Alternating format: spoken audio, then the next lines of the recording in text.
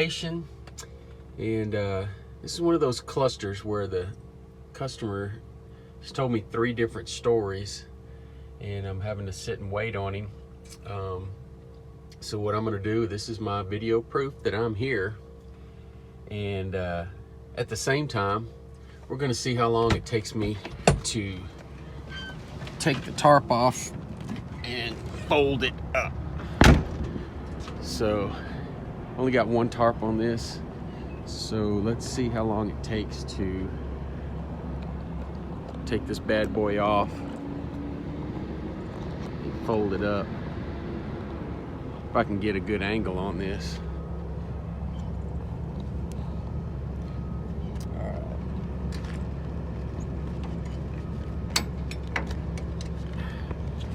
I put a lot of extra bungees on my tarp. I kind of overdo it because I hate seeing this thing flap in the wind when I'm going down the road. It bugs the crap out of me. So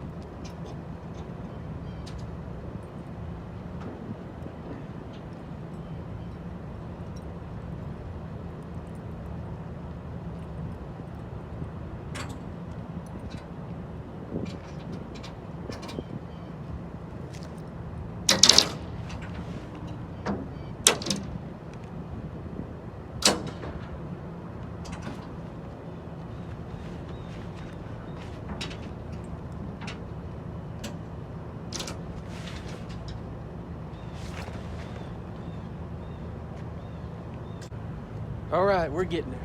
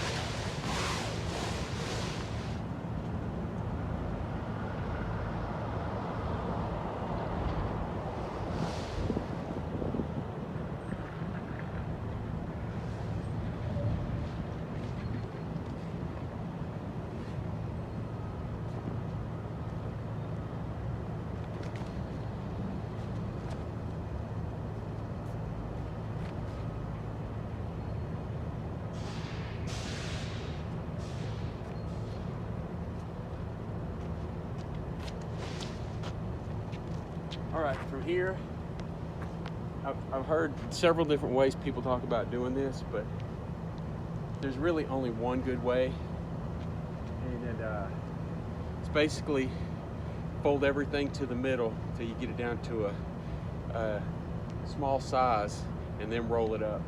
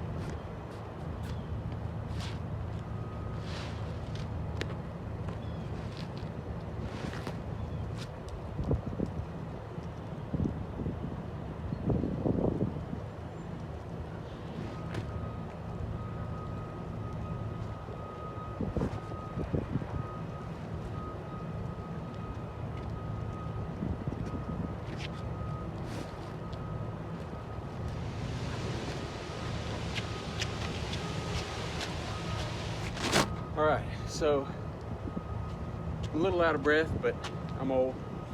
This is a 6-foot drop tarp, so it's a lightweight. It's pretty easy to roll up. 8 foots. They're a little bit more demanding, but what you do at this point is you take, well, the flap end, the drop end is that end. You want to fold this end to that end, and the reason you do that is when you get ready to use it again, you know where your flap end is, you put that on the front of the load or the back of the load, and you roll your tarp out from that. So we're gonna roll it up now.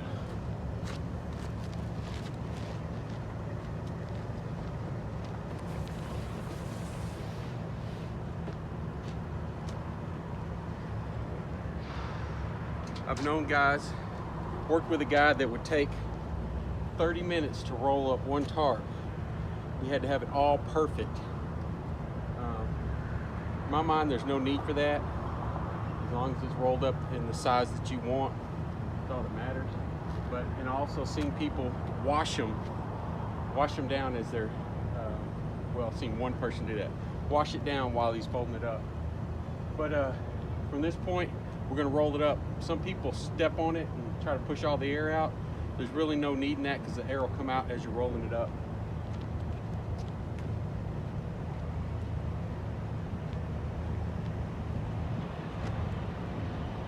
I just set my bungee underneath the end of it.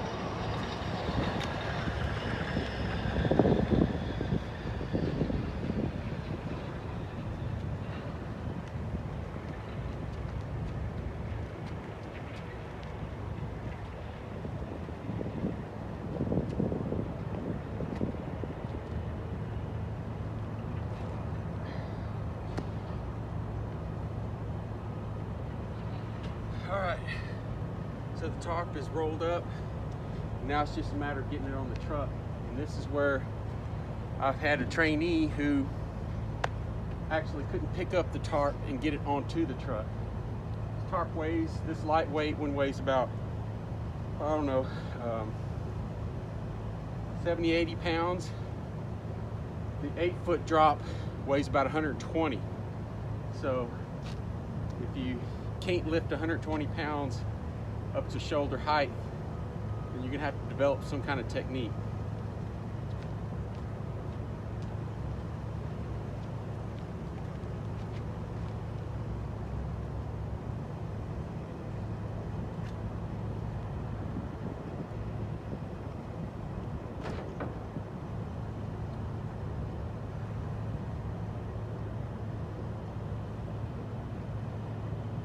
All right. Easy peasy, right? People make a big deal out of tarping. Now, putting the tarps on, especially if you're putting on the 8-foot tarps, that can get really physical. But you learn little ways and techniques of helping yourself out where you're not just wasted by the end of the day. I think that took maybe 10 minutes. We'll see. All right. Still waiting on the receiver to show up. So I'm gonna take a few straps off and try to get it ready. A bit before, this is a strap roller. Attaches to the rail and just wind the strap up. That's your bar for loosening the straps.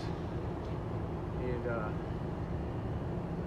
I'm gonna go around and loosen a few of these straps.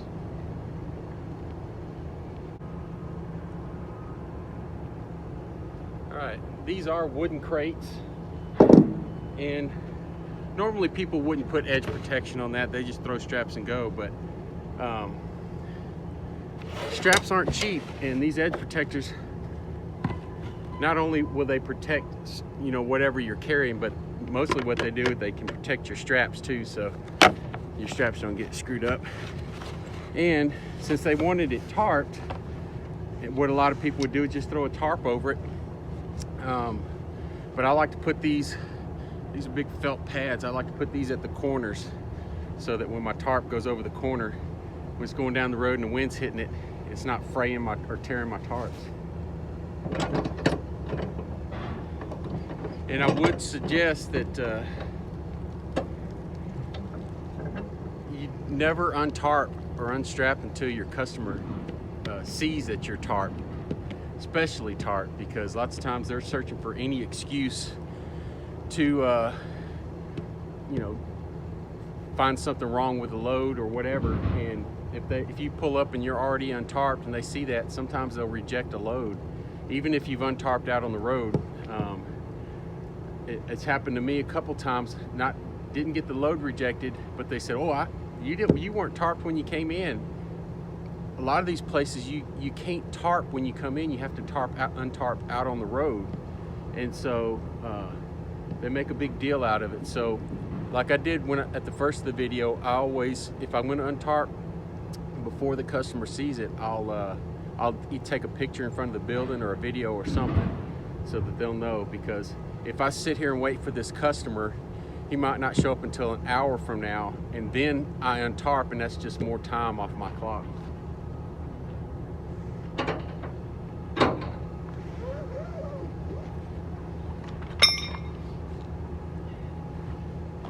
And this is fairly straightforward.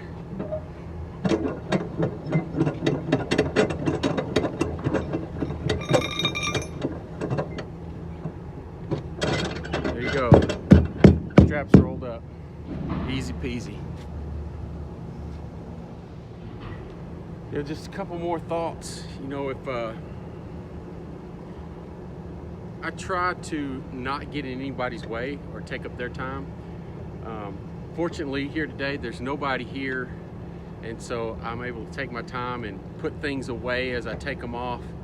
But a lot of the times when you're unloading, there are people waiting behind you, and they're waiting for you to get out of the way so they can get unloaded.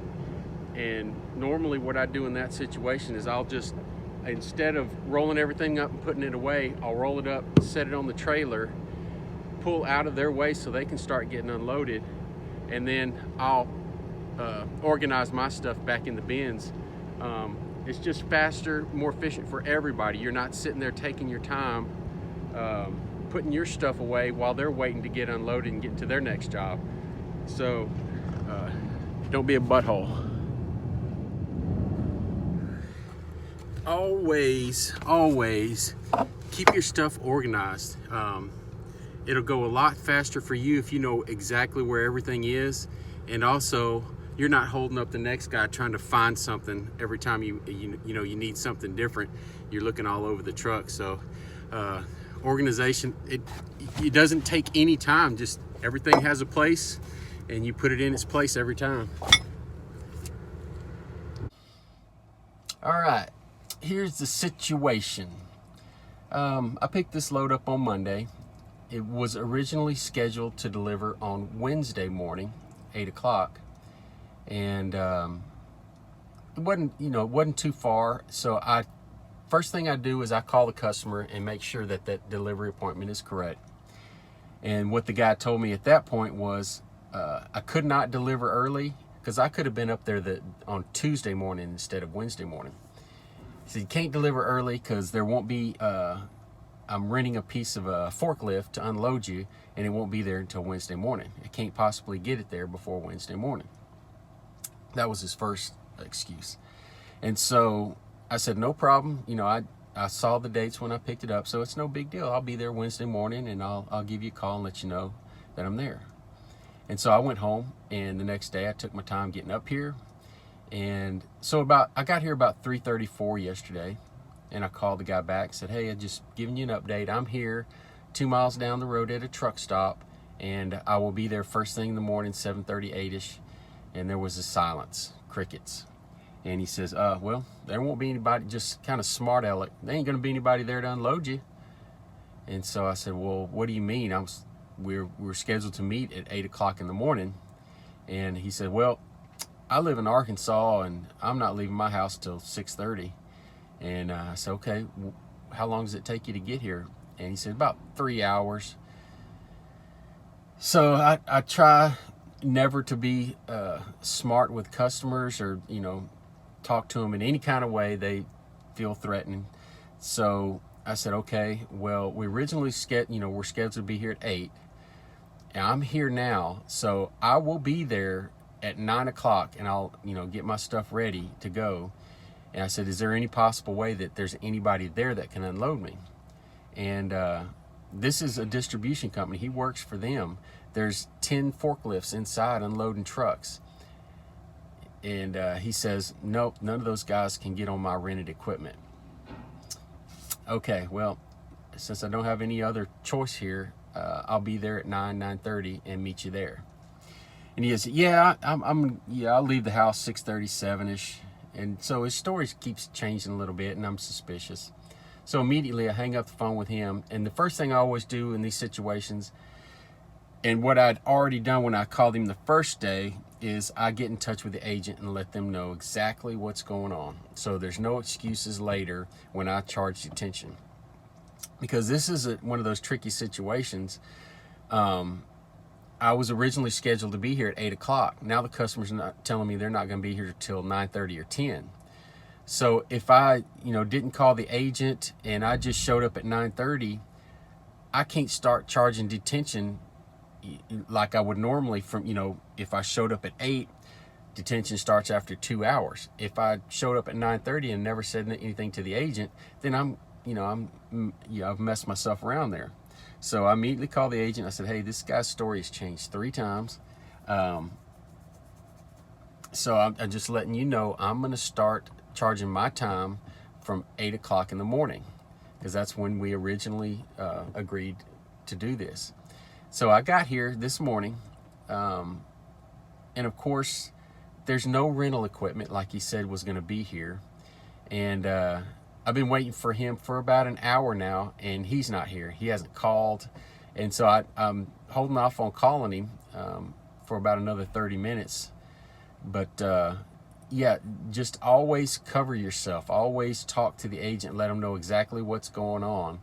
If you are going to think in any way you're going to have to charge detention, you better document it. Put it on that paperwork when you got there and when you left. And it's a fight to get detention. Well, just a quick update. I did get unloaded that day.